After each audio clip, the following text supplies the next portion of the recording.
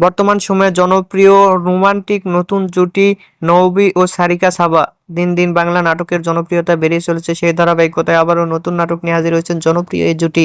নাটকটির নাম তুমি পাশে থাকলে। এই নাটকটিতে অভিনয় করেছেন বর্তমান সময়ের আলোচিত অভিনেতা সাদ সালমি নওবী ও সারিকা সাবা।